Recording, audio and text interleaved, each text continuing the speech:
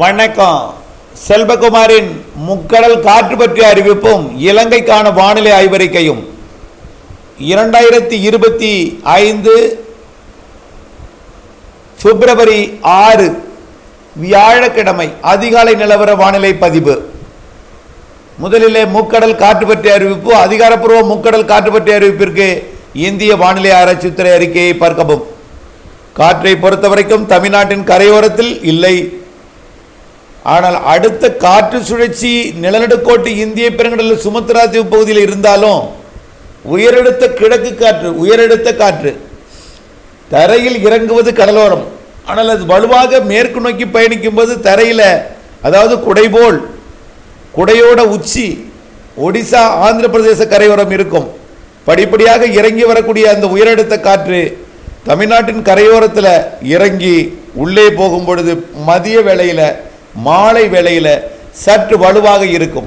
அதாவது வடகிழக்கு காற்று குளிர்காற்று சற்று வலுவாக வரக்கூடிய 8ஆம் தேதியிலிருந்து தமிழ்நாட்டின் உள் மாவட்டங்களிலே மாலை இரவில் கிழக்கு திசை காற்று, அதாவது பாலக்காட்டு கணவாய், ஆரியங்காவு கணவாய், ஆரல்வாய்மொழி கணவாயின் வழியாக நுழைந்து மேற்கு தொடர்ச்சி மலை மீதும் கேரளாவிலும் கொஞ்சம் வலுவான காற்றை கொடுக்கும்.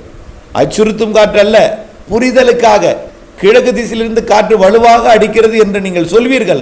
அந்த வார்த்தையை சொல்லும் பொழுது, நீங்கள் நினைக்கும் பொழுது இந்த அறிக்கையை உங்களுக்கு புரிதலுக்காக அறிவிக்கிறேன். வரக்கூடிய நாட்களிலே கிழக்கு திசையிலிருந்து காற்று மேற்கு திசை நோக்கி தமிழ்நாட்டிலிருந்து மேற்கு தொடர்ச்சி மலை வழியாக கணவாய் வழியாக கேரள பகுதியை நோக்கி சற்று வலுவான காற்று, உயரெடுத்த காற்று, மேக உற்பத்தியை தடுக்கக்கூடிய காற்று பயணிக்கும். இந்த காற்று குமரிக்கடல் மன்னார் வளைகுடாவிலே விட்டு விட்டு விட்டு விட்டு அவ்வப்பொழுது வீசும். ஆக அச்சம் வேண்டாம். ஆனால் அச்சுறுத்தும் காற்று இருக்கும். ஆனால் நாள் முழுவதுமே வீசாது. இடையிடையே விட்டு விட்டு அவ்வப்பொழுது குமரிக்கடல் மன்னார் வளைகுடாவிலே வீசும். ஆக எடை குறைந்த படகில் மீன்பிடிப்பவர்கள் கண்டிப்பாக எச்சரிக்கையுடன் மீன்பிடிக்கணும். 8ஆம் தேதியிலிருந்து அப்படி 20ஆம் தேதி வரைக்குமே இருக்கு அந்த காற்று. உயரெடுத்த காற்று அது கிழக்கு மழை ஏற்படுத்தக்கூடிய காற்றல்ல, மேலடுக்கிலிருந்து இறங்கக்கூடிய காற்று கடலோரத்தில் இறங்கி மேற்கு நோக்கி பயணிக்கும். கிழக்கு திசையிலிருந்து வந்தாலும் அந்த காற்று உள் மாவட்டங்களுக்கு பிறகு மேற்கே போனது பிறகு வலுவாகும். மேற்கு தொடர்ச்சி மலை மற்றும் கணவாயிலேயே காற்று போகுது என்பது பாலக்காடு தான் காற்று, தாராபுரம் அல்ல. மேற்கே போய் காற்றை கொடுக்கும். கிழக்கிலிருந்து வருவதை நீங்கள் காற்றாலை மூலம் உணரலாம். அப்படித்தான், அப்படிப்பட்ட காற்று இருந்து கொண்டிருக்குமே தவிர அது மழைக்கு சாதகம் ஏற்படுத்தாது. மீனவர்களை பொறுத்த வரைக்கும் கடலோரத்தில் கடற்பகுதிகளில் வடகடலோரம் போன்றவையில் எந்தவித அச்சுறுத்தும் காற்று இல்லை. ஆனால் மன்னார் வளைகுடா குமரிக்கடலில் அவ்வப்பொழுது அச்சுறுத்தும் காற்று இருக்கும். அது 8ஆம் தேதியிலிருந்து கொஞ்சம் கூடுதலாக இருக்கும். ஆனால் அது நாள் முழுவதும் வீசாது.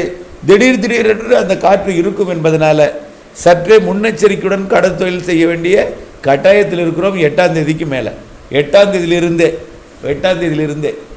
ஆகவே குமரிக்கடல் மன்னார் வளைகுடா விட்டு விட்டு அவ்வப்பொழுது வீசக்கூடிய சற்று வலுவான அச்சுறுத்தும் காற்று இருக்கும். இது தூத்துக்குடி கொழும்பு, தூத்துக்குடி மாலத்தீவு, தூத்துக்குடி லட்சத்தீவு சரக்கு போக்குவரத்தை நடத்தக்கூடிய வெசல் தோணிகளுக்கு பெரிய பாதிக்காது. ஆனால் அவர்களுக்கும் சில நேரங்களில் அச்சுறுத்தும் காற்று இருக்கும். ஆனால் அது நாள் முழுவதும் வீசாது. திடீரென்று கொஞ்ச நேரம் அப்படி வீசக்கூடிய காற்று. எடை குறைந்த படகில் மீன்பிடிப்பவர்கள் மட்டும் சற்று முன்னெச்சரிக்கை அவசியம். ஆனால் கேரளாவில் இந்த காற்று இருக்கும். ஆனால் கடலில் இறங்கும் பொழுது கணவாய் பகுதிகளுக்கு நேரே மட்டும் அதிகாலையில் லேசான காற்று இருக்கும், அவ்வளவுதான். ஆக கேரளாவில் இந்த காற்று அச்சுறுத்தலும் இல்லை. குமரிக்கடல் மன்னார் வளைகுடா. அடுத்ததாக இலங்கைக்கான வானிலை. இலங்கையை பொறுத்த வரைக்கும் மழைப்பொழிவு என்பது எதிர்பார்த்த அந்த 11, 12, 13 மழைப்பொழிவு என்பது மிரட்டி விட்டு சென்றுவிடும் வானிலை, மிரட்டும் வானிலை தான். ஆக மழை வாய்ப்பு என்பது தூறலாக போய்விடும். இலங்கையை பொறுத்த வரைக்கும் அறுவடைக்கு அச்சுறுத்தும். 12, 13, 14 அறுவடைக்கு அச்சுறுத்தும். ஏன் இந்த இன்றைக்கு நாளைக்கு கூட கொஞ்சம் அச்சுறுத்தல் மேகமூட்டங்கள்லாம் இலங்கைக்கு இருக்கும். தென் இலங்கைக்கு கண்டிப்பாக இருக்கும். வடக்கு கிழக்கு மாகாணங்களுக்கெல்லாம் மழை வாய்ப்பு இல்லை என்று தான் சொல்லணும். தென்னிலங்கை தென்கிழக்கு இலங்கையில் அச்சுறுத்தும் மிரட்டும் வானிலை இருக்கும், அவ்வளவுதான். தூறல் சாரல். அடுத்தது 22, 23, 24லையும் தூறல் சாரல் இருக்கும், மிரட்டும் வானிலை இருக்குமே தவிர அதுலேயும் பெரிய அளவிலே பாதிக்கும் மழை பொழிவு அல்ல. ஆகவே அறுவடை செய்யக்கூடியவர்கள் அறுவடை செய்யலாம். அறுவடைக்கு இடையூறு கொடுக்கக்கூடிய மிரட்டக்கூடிய தூறல் மட்டும் 22, 23 இருக்கு. அது நனைக்கு மழை லேசான மழைப்பொழிவாக கூட மாறலாம். ஆனால் அது அறுவடையை பாதிக்காது. அணைகளிலிருந்து நீர் திறக்கும் அளவிலெல்லாம் மழைக்கு வாய்ப்பு பிப்ரவரியில் இல்லை. மார்ச் 2ஆம் தேதியிலிருந்து கொஞ்சம் மழை வாய்ப்பு இலங்கைக்கு பிரகாசமாக தெரியுது, சற்று கனமழையே தெரியுது. ஆனால் அந்த நிகழ்வுகள் வரட்டும். இப்போ இருக்கக்கூடிய 2 நிகழ்வு போனதுக்கு அப்புறம் தான் 3ஆவதாக வரக்கூடிய நிகழ்வு தான் மார்ச் 2. ஆகவே நிலநடுக்கோட்டுக்கு தெற்க இருக்கக்கூடிய நிகழ்வுகள் விலகி செல்லட்டும். விலகி சென்ற பிறகு புதிய நிகழ்வுகள் உருவாவதற்கு நிலநடுக்கோட்டு இந்திய பெருங்கடல் எப்படி சாதக அமைப்பு ஏற்படுத்துகிறது என்று பார்ப்போம். ஆனால் மார்ச் 2, 3 நாளில் மழை இருக்குது. அறுவடை விவசாயிகள் அதை கவனத்தில் கொள்ள வேண்டும். மார்ச் 10 தேதிக்கு மேலே நிலநடுக்கோட்டு இந்திய பெருங்கடலுக்கு காற்று, அதாவது சூரியன் குத்துக்கதிர் வரும் பொழுது, மார்ச் 21ஆம் தேதி சூரியன் குத்துக்கதிர் நிலநடுக்கோட்டில் விழும் பொழுது கண்டிப்பாக வளிமண்டலம் சாதகமாகிவிடும். வளிமண்டலம் சாதகமாகிட்டால் இலங்கைக்கும் மழைப்பொழிவை கொடுக்கும் வகையில் மழை அதாவது கண்டிப்பாக கடல் நீரோட்டம், கடல் வெப்பம், வளிமண்டலம் எல்லாமே சாதகமாகிடும். இப்போ இருப்பது கடல் நீரோட்டம் சாதகம் இருக்குது, கடல் வெப்பம் சாதகம் இருக்குது, நிகழ்வுகள் சாதகம் இருக்குது, எம்ஜிஓ அமைப்பு சாதகம் இருக்குது. ஆனால் எம்ஜிஓ அமைப்பு நிலநடுக்கோட்டு இந்திய பெருங்கடலில் உருவாகக்கூடிய நிகழ்வு தென்னரைக்குள்ள நிகழ்வு. அது விலகி வலுவாக இருக்கிற காரணத்தினால காற்றை ஈர்க்கிறது, காற்றை கொடுக்கவில்லை. குளிர்காற்றை ஈர்க்கிறது, வெப்ப நீராவியை கொடுக்கவில்லை. இதனால் நிகழ்வுகள் ஏறி வரவில்லை, நிகழ்வுகள் மழை தரவில்லை. ஆனால் மழை பொழிவை பொறுத்த வரைக்கும் பிப்ரவரியில் பெரிதாக இல்லை, மிரட்டும் வானிலை மட்டுமே. மார்ச் 1 வாரத்தில் மழை இருக்குது. மார்ச் 2ஆவது வாரத்தில் இருந்து கண்டிப்பாக 3ஆவது 4ஆவது வாரத்தில் இருந்து வெயிலுக்கிடையே நனைக்கு மழை, தூறல் மழை, காற்று சுழற்சி மழை இருக்கும். மார்ச் இறுதி வாரத்தில் கண்டிப்பாக வெயிலுக்கிடையே காற்று சுழற்சி மழை இருக்கும். ஆனால் நாள் முழுவதும் பெய்கிற மழை இல்லை, அவ்வப்பொழுது ஆங்காங்கே பெய்யக்கூடிய இடையிடையே தூறல் சரல்லாம் இருக்கும். மார்ச்சில் இருக்குது கண்டிப்பாக.